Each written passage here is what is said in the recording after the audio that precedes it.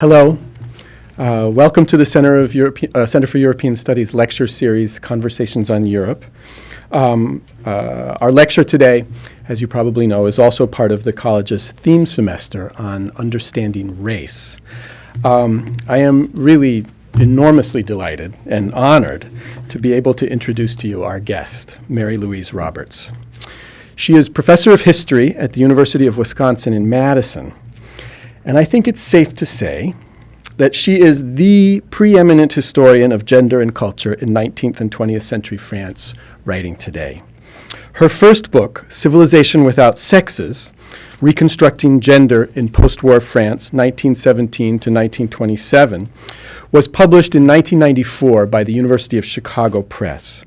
And it won the Joan Kelly Memorial Prize given by the American Historical Association for the best book in women's history. Her second book, just as terrific, is called, sorry, that's not the title, that's what I think about it. Her second book, just as is entitled Disruptive Acts, The New Woman in Fin de Siècle France. That was published in 2002.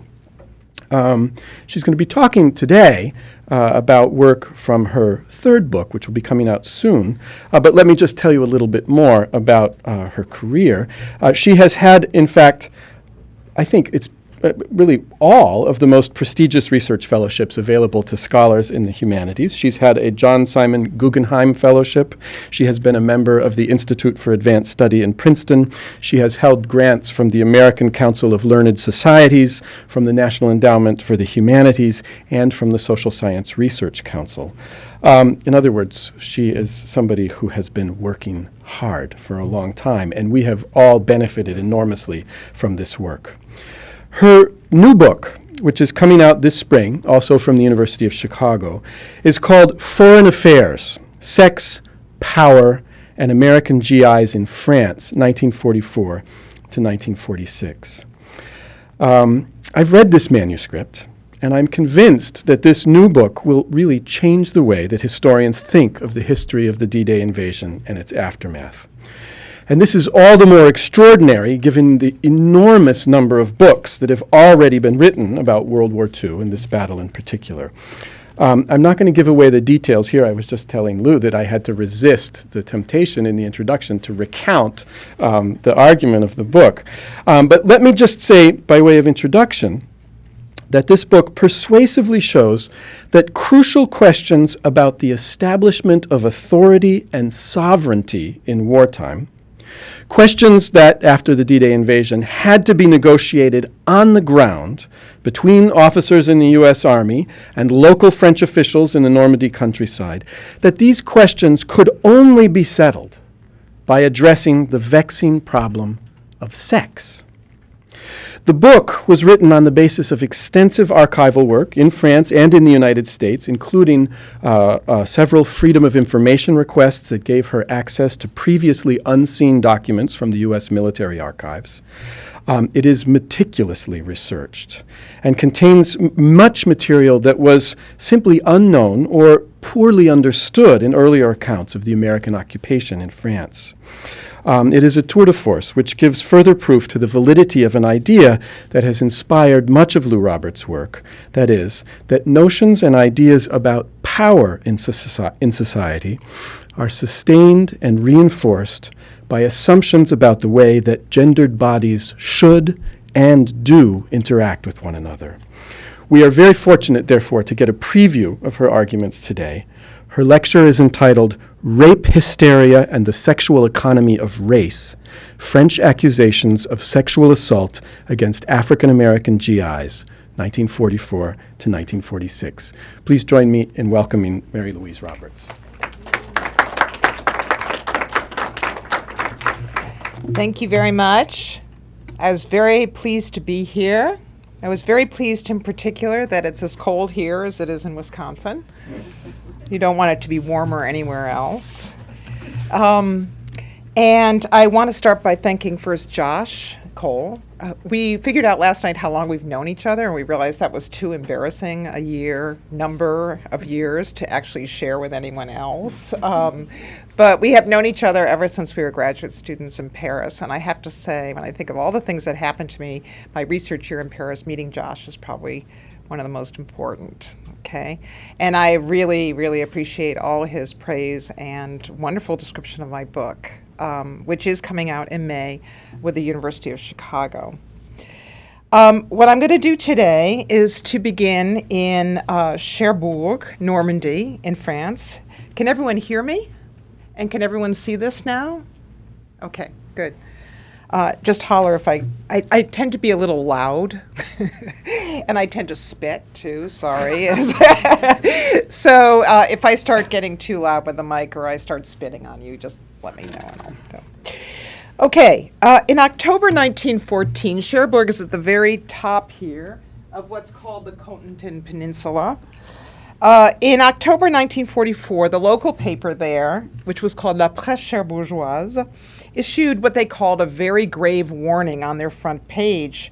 Referring to the whole region of Normandy, it cautioned that, and I quote, "Scenes of savagery and bestiality are presently desolating our countryside. There are pillages, rapes, murders. No place is safe, neither the roads nor even the home. A very real terror is instilling fear in our families." In an eerie tone, the Daily predicted, and I quote, "It will all end badly. One has never witnessed such a debauchery of crime." Now, this warning stands as an exception to the paper's usual careful neutrality, if you read the paper over a period of time, as I did. So clearly, this was extraordinary, and extraordinary times demanded extraordinary measures. And exceptional times they were. The editors were, in fact, of La Presse Cherbourgeoise, were responding to scores of rape charges from women throughout the Normandy countryside. Allegedly to blame were the American G.I.s. 3 months before, in August of 1944, the number of G.I.s prosecuted for rape had jumped 300% over the previous month. And this is now seen as one of the two what are called rape waves in the European theater of operations. One was in this late summer of 1944 in France, and the other one was in April in Germany. Now, rape was not itself an unusual or an exceptional crime in the European theater of war. On the Eastern Front, as many of you I'm sure know, the German Wehrmacht, the German army committed rape with impunity. And the Soviets also used rape as an instrument of terror as well as revenge, most famously in Berlin, but throughout the Eastern Front during the German retreat. Among the G.I.s in European theater, as I said, there were two waves of rape accusations. However, rape accusations in France during the late summer of 1944, which is what I'm going to focus on, distinguished themselves in two ways, neither of which historians have focused on. The first was that the French rapes were particularly racialized. According to the JAG reports, and the JAG is basically the Attorney General for the Army, so they deal with any legal aspects of the military. So I'm going to give you some statistics. According to the JAG reports, during these years, 44 to 46, 181 men, 181 G.I.s were charged with raping French women. They were court-martialed. 139 of them, or 77% of them, were black, despite the fact that fewer than 10% of American soldiers in the European theater of operations, I'll call that the ETO from now on, were black. So only 10% of the soldiers were black, but 77% of the accusations were black. In addition, there were 151 death sentences which were imposed for the crime of rape. 65% of them were black. Now, rape as a crime is racialized throughout the ETO, but in France, this was particularly an acute issue. The racial asymmetry was particularly acute in France. And again, I'm going to give you these statistics. In Germany, black soldiers were alleged to have committed 26% of the rapes reported. And in France, the figure was 79%. So in France, you had a particular racialization of the crime of rape or of rape accusations. Now, official military historians, including African-American historians, official military African-American historians, have chosen to remain silent about these statistics. And more recently, people like Alice Kaplan has begun to explore them, and attributing them to the entrenched racism on the part of the U.S. military. There is no doubt in my mind that the American Army demonstrated a deep and abiding racism in their dealings with black soldiers. But at the same time, it was the French, not the Americans, who initiated the allegations of rape. And this is what in some ways was my starting point, was to look at the French as well as the American side. So to understand the rapes in the ETO, which is what I'm going to try and do today, it seems to me you have to look at both sides. You have to understand why the French women, as well as the American soldiers, in some way I'm going to argue that they colluded together to create this proliferation of rape charges. So that's one thing that's unusual, the racialized character of rape that hasn't been looked at. The second is something which I've already given you, which is that incredible feeling of terror in the French countryside that local paper, La Presse Bourgeoise, relates in their warning. Terror is stalking the countryside. This very high-strung apocalyptic language was not unusual, not exceptional in Normandy during the summer of 1945, nor was the sense that no place is safe. Neither the roads nor the home. So that's the other thing that historians haven't really looked at. Why this feeling of terror? And the terror itself is also reflected in these JAG statistics, because 41% of the rape accusations in July of 1944 ultimately were proved to be false. So in some ways, this is a period not only of rape accusations, but of false rape accusations, what I'm going to call rape hysteria. Okay, rape hysteria. So those are the two things I want to explain today. First, how did rape become so racialized as a crime, particularly in France? Why France? Why that? And why so many charges against African-American soldiers? And second, why were these charges in such hyperbolic, emotional language? Why that? Why the rape hysteria, not just rape accusations? And I'm going to argue that rape as a crime was racialized by the U.S. military, who did not take into account, when they dealt with the problem, certain key issues in the function and the position of African-American units. Some rapes in France were committed by black soldiers. We know this by credible evidence, confessions, and so on and so forth. But what I'm going to tell you today is that in many cases, innocent men went to their death, that charges against black soldiers were based on hearsay and sightings produced in an atmosphere of racial hatred and fear. It was, in fact, I'm going to argue, not the U.S. military and its racism, and not the French. It was the collusion between the two that created this proliferation of charges against black soldiers. But then I'm ultimately going to argue that racism alone cannot explain it, that there's something else going on here as well for the French. Okay, so that's the agenda. And I'm going to start a little bit earlier, because although the summer of 1944 was when rape became a black crime in France, in fact, the story of that racialization begins long before, in the segregation of the U.S. Army. Now, the Army in 1944 was a reflection of American society, and as that reflection, the Army was segregated and the Army was racist. And this has, of course, been proven by historians, so I don't have to go into that.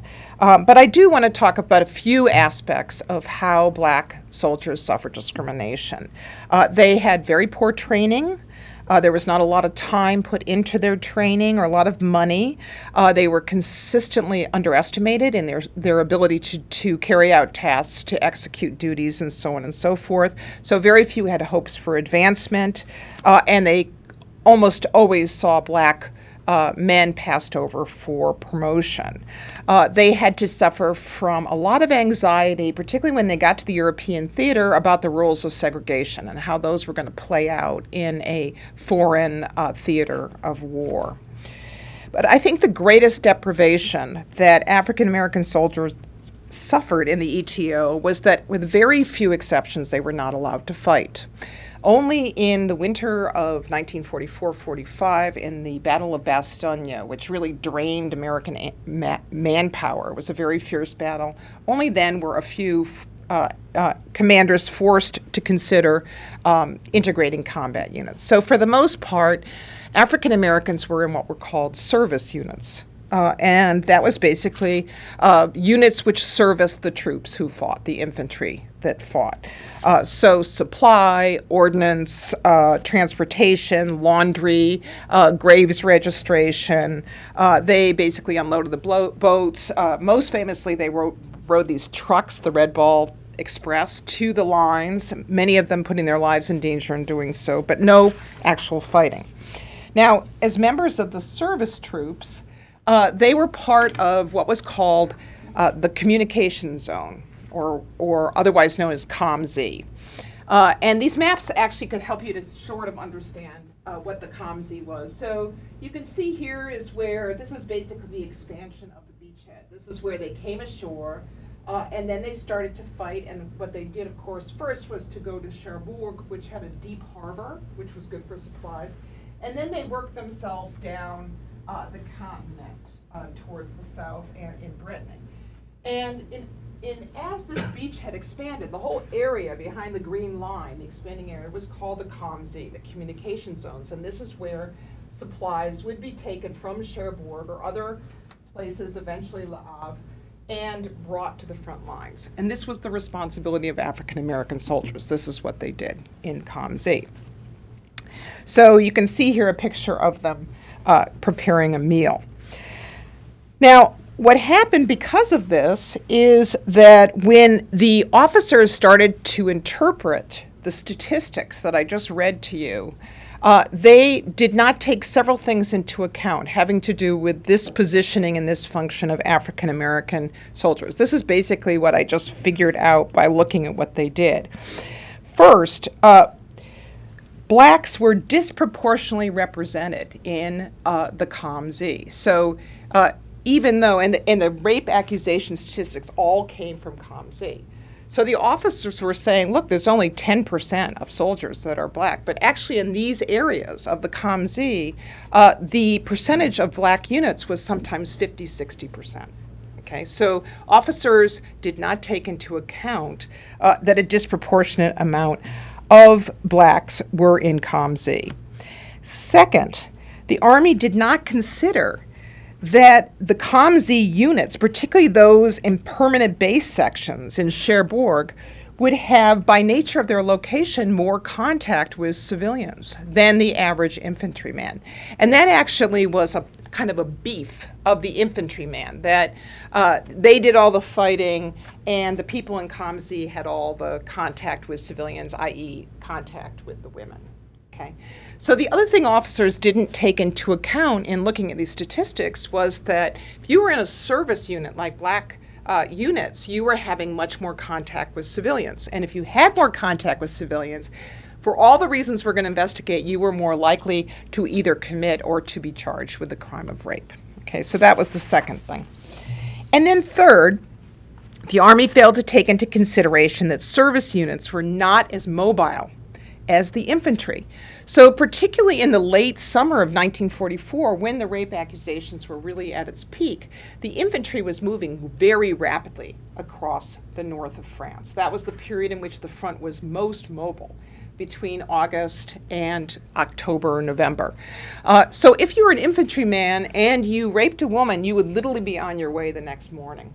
was very difficult to charge an infantryman and let alone have a judicial process, a court-martial process. If you were in a service unit, like an African American, it was much, much more difficult not to flee, okay?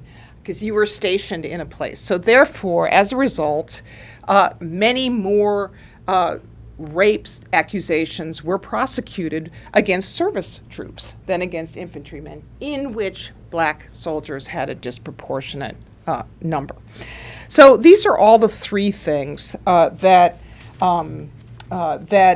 I think are important in thinking about why these statistics get racialized. And what the officers do is they look at these statistics, they racialize them, they think of rape as a black crime, and they have one explanation for it. And their explanation is that it draws on very old stereotypes of black men, which is hypersexuality, okay, and aggressiveness, that this is a natural trait of African American men, that they are hypersexual and aggressive. So this is how they actually interpret these. So that's one way in which rape was racialized, in the interpretation of these statistics. The second way that rape was racialized was the fact that many more black soldiers were not only accused of rape, but many, many more were actually found guilty of the crime and executed for the crime. Okay, so that's the next thing I want to do. And as Josh told you, I actually did, by Freedom of Information Act, get some of these trial transcripts and actually read them. And they're quite revealing in terms of how accusations were brought forth, how they were executed in a court-martial situation, and how the execution was carried out. Now, again, this is a racialized figure. Of men charged with rape in the ETO, 70% of black soldiers were found guilty, in contrast to only 48% for white soldiers. So in analyzing those numbers, the first thing I want us to do is to consider the court-martial system of justice, which is very different from the judicial system that we have in the civil courts. In the military court-martial system, there is no grand jury. There is no guarantee of impartial judges, and I think most starkly, there is no required legal counsel. That means that if a person has been charged with a crime, the most that he can expect is that his commander will defend him, or his commander will appoint somebody to defend him. Okay, so there was no court-appointed lawyers for these men. And I would add to that, many of the commanders of black units, if not all, were white men of the South. That was the preferred choice of commanding black men in the ETO, because it was believed that white Southerners knew how to handle black men. So in many of these cases, the actual person acting as legal counsel was a white commander. Now, the first thing that you're going to notice is, when you start looking at these cases, is the astounding time in which they were carried out. And I'll give you a few examples. Arthur Davis and Charles Jordan were accused of raping a woman in a small French Norman town on or about the 10th of August, 1944. On the 10th of August. On the 13th of August, they were officially charged with the crime. The day after the trial occurred, the trial lasted 1 day, and both were sentenced to death by hanging. So the whole thing lasted 3 or 4 days. Okay, and this was not unusual. The brevity of period between charge and trial was usually between 3 and 30 days. Of those black men in the ETO found guilty and sentenced to death, 87% were executed. So this brief trial period often ended in execution. It was not a gently handled judicial affair. So, of the 21 executions that were carried out in France as a result of rape charges, all 21 were African American, and all 21 were executed by rope. Okay, and I'm going to come back to that in a minute. So, this is how I think of the racialization, not only in terms of the rape accusations, but in the number of them found guilty and the number of them executed was all disproportionately or asymmetrically towards African Americans.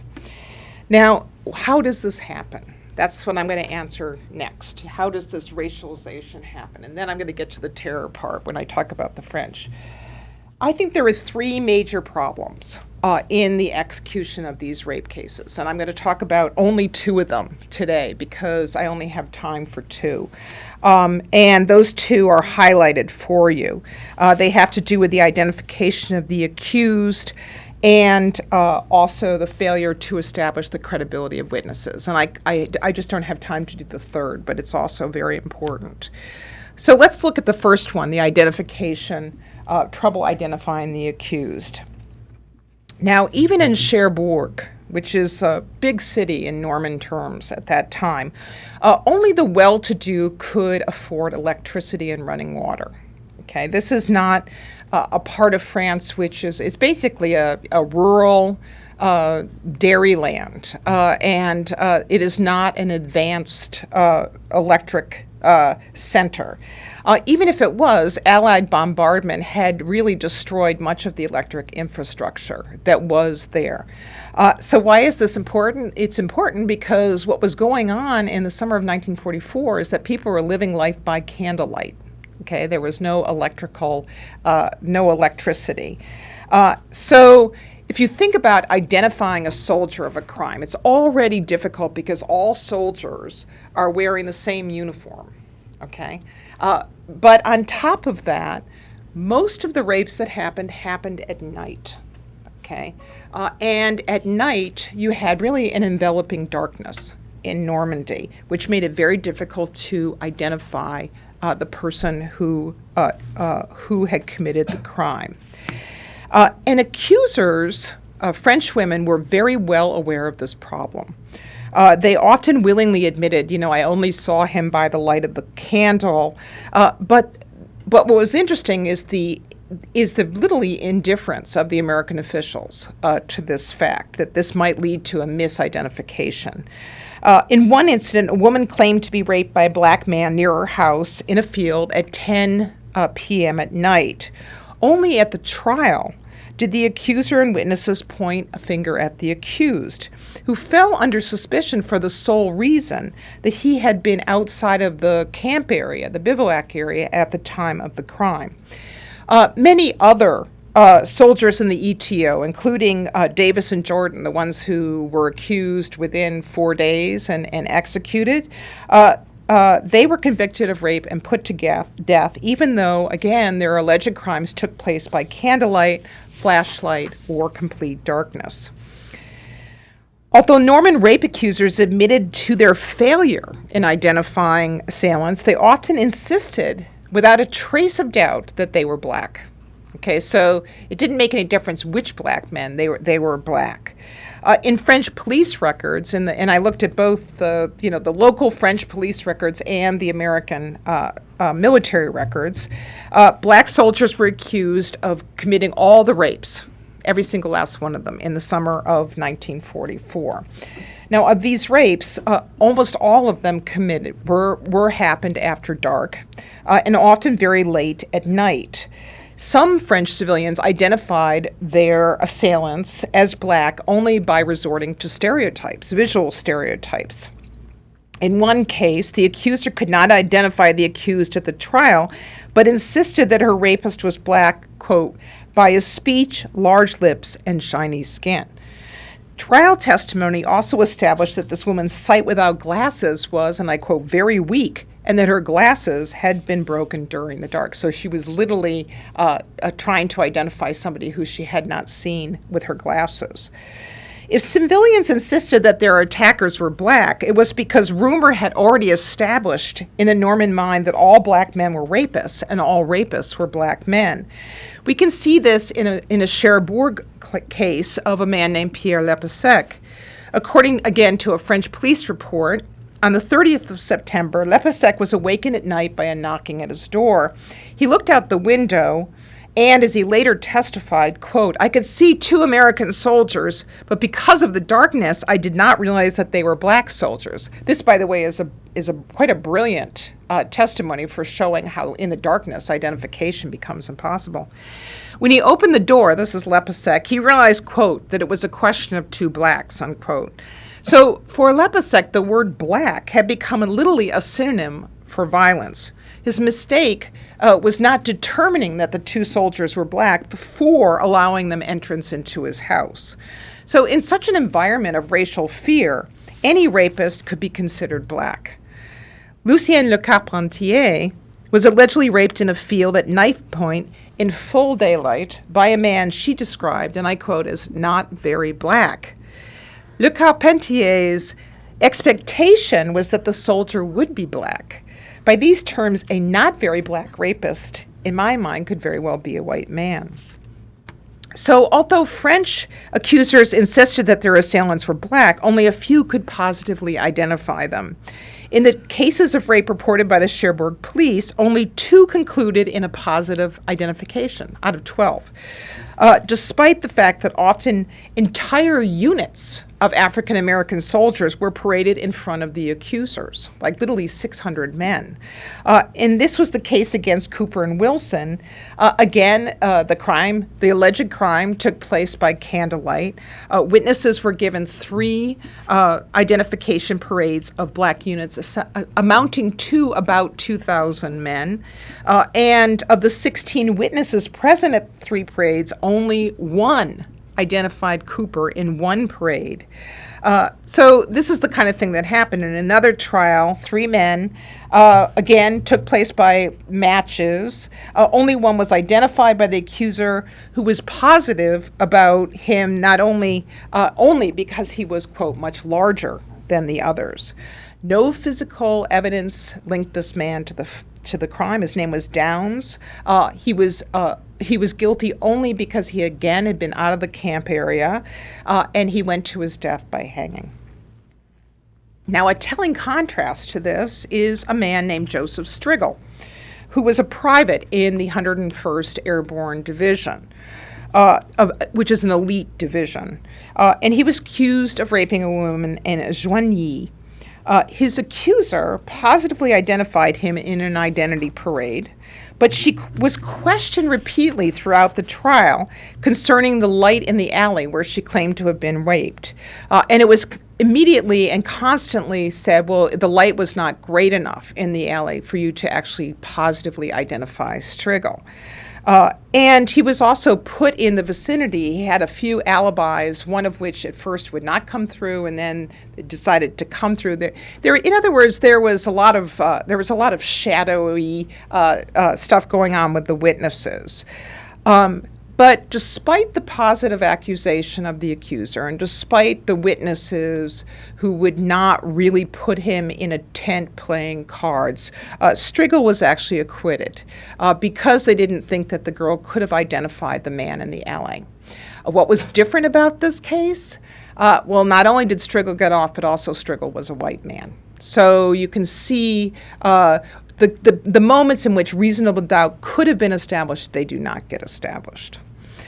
Okay, so the second issue I'm going to deal with just briefly is a failure to establish the credibility of witnesses. And then I'm going to move on to the French. Now, individual testimony was crucial, as it is in any rape case, because it's one of those he said, she said kind of situations, right, where somebody accuses somebody else of being raped and there's no evidence other than this particular testimony. Now, in modern rape cases, of course, there's medical evidence, but in Normandy in 1944, medical evidence was few and far between. This is a rural area. It was often difficult to get either a local doctor or a U.S. military medical examiner to the patient, so it often happened 2 or 3 days after the alleged crime. This was difficult in terms of having any kind of physical evidence other than the testimony of the witnesses and the testimony of the accuser. Now, I'm just going to give you one incident of why it's so important for the witnesses and the accusers to have some kind of credibility with the audience. And that was a French woman named Marie. And one day she went upstairs to her neighbor and she woke her up very early in the morning, and she claimed to have been raped. When this is actually a case where I got both the French police report and the U.S. military report. When the French police were summoned to the scene, they found the soldier in question, whose name was John Phoenix, sound asleep in Marie's bed. And his clothes were neatly folded on the chair nearby. Upon further investigation, the police discovered that the woman's husband was out of town, and the house showed absolutely no means of forced entryway. An American medical exam failed to discover any physical evidence of sexual trauma or even penetration. Again, this was a medical exam that happened several days after the fact. And in court, Marie testified that Phoenix had a knife and that she had locked herself in the bedroom with the soldier while he was raping her because she didn't want her children to see or hear what was going on. She urged him to leave at 5 a.m., and when he remained asleep after dawn, she took her children up to a neighbor to get help. Now, Phoenix, first of all, this was unusual, actually, for a black man to actually testify in the court, because for the most part, they were silent. Phoenix said that he had been seeing the woman for about 2 months, but that they had always met, quote, at some less obvious place where no one could see us together. This was the first visit to her house, obviously because her husband was out of town. The defense, again, largely remained silent, but what the defense failed to pursue, it seems to me, was a key piece of evidence in the police report, which the U.S. military would have had, that Phoenix was deeply sleeping even when the French police arrived. Okay? So it is more than possible in my mind that what happened was that Marie had been carrying on an affair with him. Her husband was out of town. Remember that he was deeply asleep and his clothes were folded on the chair. But she could not rouse him in the morning. He was sound asleep. And so rather than deal with her reputation being soiled in terms of having an affair, she went upstairs and told the neighbor that she had been raped. Okay, so this is a case, I think, that demonstrates how important it is to establish the credibility of the accuser, right? And to find out from neighbors and so on and so forth what was really going on in the house.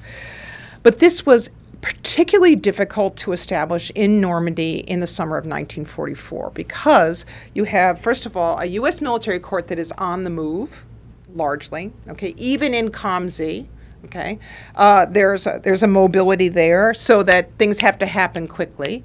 And then the accusers and the witnesses are oftentimes refugees. Normandy in 1944 is a crazy place where there are a lot of homeless people, there are a lot of strangers in town. So sometimes the accusers were women that not only the U.S. military didn't know, but that no one in the courtroom knew as well.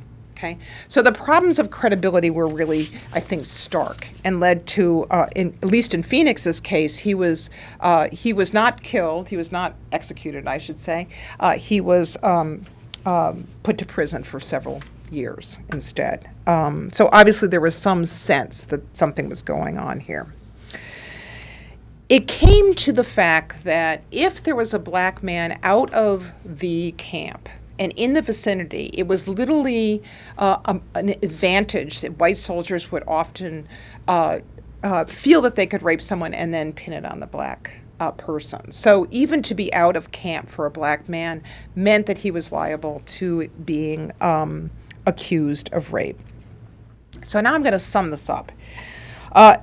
In many other of these 139 cases, I've only given you a cross-section here today, there were no confessions, there were no witnesses, there was no physical evidence, and there were no corroborating testimonies. So in these cases in which reasonable doubt would no doubt won the day, as it did in Striggle's case, the white man, it did not. Okay, due to misidentification, lack of positive identification, mistrust on the part of French civilians, a racist atmosphere of fear. So many black soldiers were accused under such circumstances. They were tried by court-martial and they were executed. And furthermore, by the way, they were executed publicly. And one of the keys to research was that if you want to order a trial transcript, a court-martial trial, you have to know the name of the soldier. So to get those transcripts, I had to know those names, which was very difficult to find. And the way I found them actually was in St. Lo, because there were many notices to local mayors that such and such soldier was going to be executed publicly, and they wanted the mayor of the town to know. That's how I got the names of these soldiers. So, and I'm going to get back to why they were public in a minute. Now, these policies, this public stuff, is a direct response to French criticism of the kind that I started with at the beginning of the talk, right? The very severe warning, because what it appeared to be is that the American military, the U.S. military, did not have control over its own men. So the Cherbourg article, and this is very interesting how it ends, says this. This is how it ends. The practice of lynching will have to be imposed because the powers that be have proven to be impotent. Okay, the practice of lynching will have to be imposed. Now, I actually found this article in La Presse Cherbourgeoise in a very high military file in Washington. It was read by Dwight D. Eisenhower, it was read by Jacob Devers, it was read by all the high brass in the ETO. So it was circulated and read by the highest of the military officers. And of course, what it did was it threatened the very notion of the U.S. mission in France, which was billed as a mission to rescue the French people, right? Even before the Americans arrived in France, they had a large propaganda campaign, which in fact they literally dropped from airplanes over France, about how the Americans were on a mission to rescue the French, in particular French women, how they were bringing democracy back to Europe, and how they were going to rescue them from the Nazi grasp. So here you have not a rescue, but a rape. Okay, so the U.S. Army quickly saw that they had to publicly execute these men to show not only that they weren't impotent, but that they were in fact a rescuing nation, not a raping nation. And I would just want to say too, and I'm going to come back to this, that execution by rope was very difficult to carry out in the land of the guillotine. And I actually found the file of the person, literally the hangman that they brought in from Texas to do this, okay, who brought his own rope from Texas to do this. So rape profoundly undermines the myth, the propaganda myth of the American mission in Europe. And this also is another reason why I think rape was racialized. Officers, and I actually located the moment when rape gets racialized, which is just around August, September, where American officers realize there's a lot of bad stuff going on, the G.I.s are doing it, and if we just make it a black crime, not an American crime, we can save our reputation and save the mission of the rescuing country. So there's a moment at which rape becomes a black crime to save the myth of the American rescue. Okay, so that's the American side of things. Now, in the time I have remaining, I'm going to spend a little bit of time talking about the French, what was going on for the French. Why so many rape charges from there? Because remember, it's the collusion between a racist U.S. military and the French, okay? So this will go a little bit more quickly. The failure of the U.S. military to critically engage French charges of rape becomes even more puzzling if we take into account that the Americans were suspicious of the Normans as rumor mongers. They saw that the Normans were doing a lot with rumor. And they understood it. The reason there were rumors flying around Normandy in the summer of 1944 is because Normans could not get any news. There were no working newspapers in Normandy except for Stars and Stripes, which was the American in English. So Normans literally had to find an American who spoke French to find out what was going on. And this was a crucial issue for them because many of these refugees that had flown from areas that were bombarded or from their homes, which had been destroyed, had relatives in other parts of Normandy. So they really wanted to know, for example, what was going on in St. Lo. Were there any survivors and so on and so forth.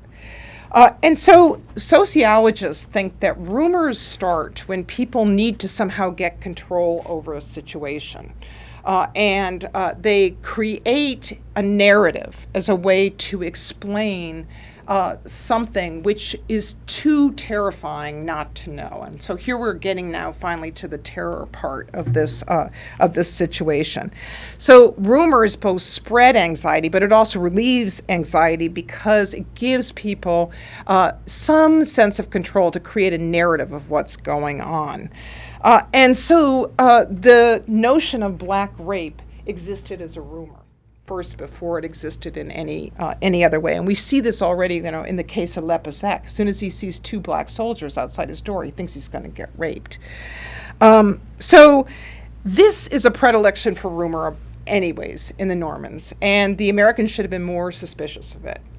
But the other thing is that rumor is particularly dangerous when combined with French racist views of peoples of African descent. Now, France in this period gains a reputation as an oasis of racial tolerance. And Josephine Baker is part of this, right? This whole sort of expatriate community of African Americans who are in Paris at this time. And historians have started to chip away at this, saying, well, it's really just Paris, it's not the provinces, it was like 100 people. But even if you look at these photos of Josephine Baker, who was considered to be central to the so-called Harlem Renaissance in Paris, you can see how she has been reinscribed in really Orientalist colonial tropes as someone who's exotic and hypersexual and so on and so forth. So in general, the French looked upon peoples of African descent as sort of savage, uncivilized, prone to violence. And what happened was in the First World War and the Second, when African Americans arrived on French shores, what people did, particularly provincial people outside of Paris, was to transport those racist views onto African Americans, okay, as I think they're doing in this particular picture. So you have a situation in which you have a lot of rumor and in which those rumors are starting to circulate in an atmosphere of racial prejudice. The third thing that happens, of course, is that Normandy is a war zone in the summer of 1944. And so in that really brutal atmosphere of bombardment and destruction and refugees, those racist prejudices really begin to sour into racist fears, okay, and racial hatred. Okay, so it's not that those racial ideas weren't there before, but they became much more dangerous, much more rigid, and much more deadly. So I just want to talk a little bit about this, why it was so hard to live in Normandy in 1944 that caused these sort of more benign racist ideas to become dangerous. Remember that most of Normandy is a battlefield in the summer of 1944. There's widespread destruction. There are some cities, St. Lo is one of them, Le Havre is another, it's 85-90% destroyed. You have a lot of homeless people. You have a lot of people who have lost their entire families. This is a very difficult emotional period for Normandy. So a lot of the pictures of liberation and happiness are really more southern and more eastern, where the war doesn't happen. In addition, after liberation, the Americans truly move in, and they move in a big way.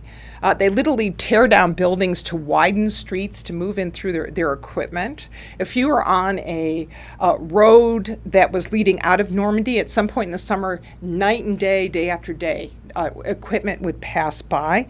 They requisition enormous amounts of property.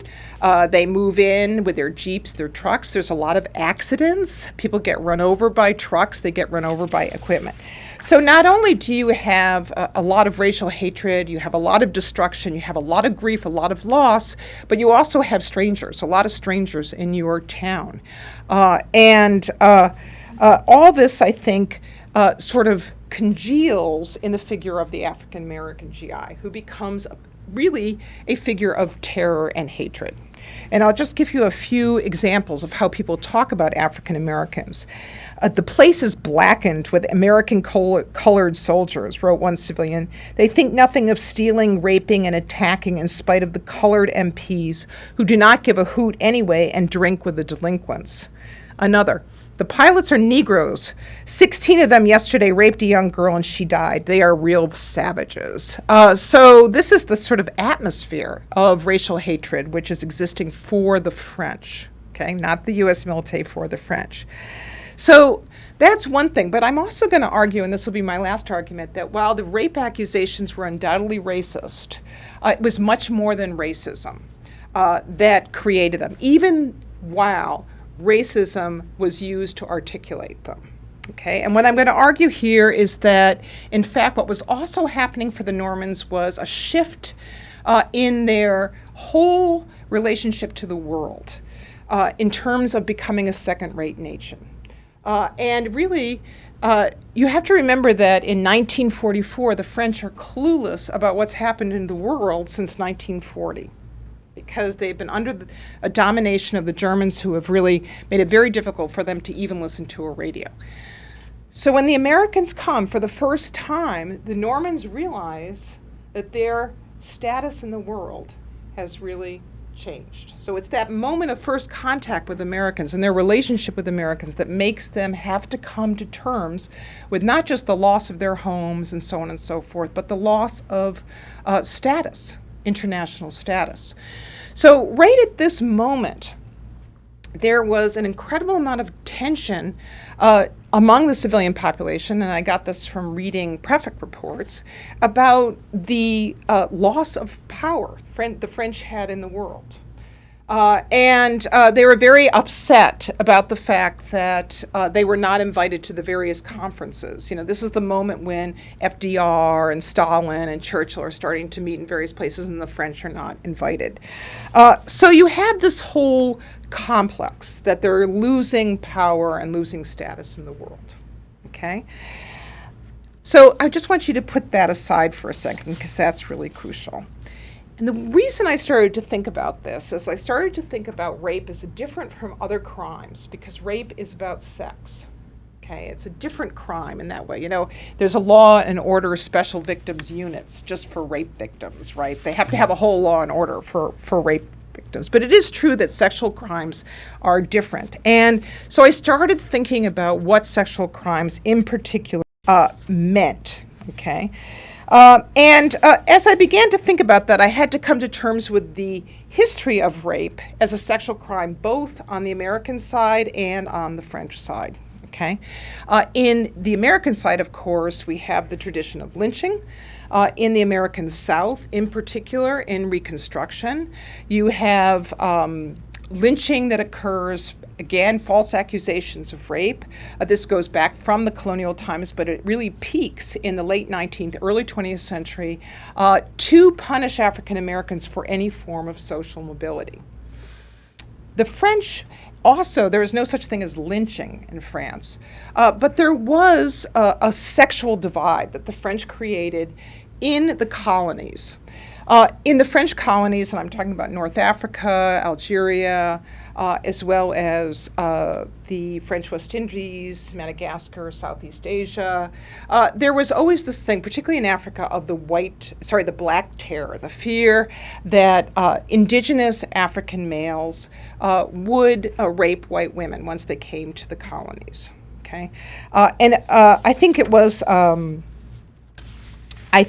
Frantz Fanon who put it best: when my restless hands caress these white breasts, they grasp white civilization and dignity and make them mine. Okay, so French imperialists really fantasized that African men wanted their white women, and they saw it as a revenge or as a defiance of white imperial power.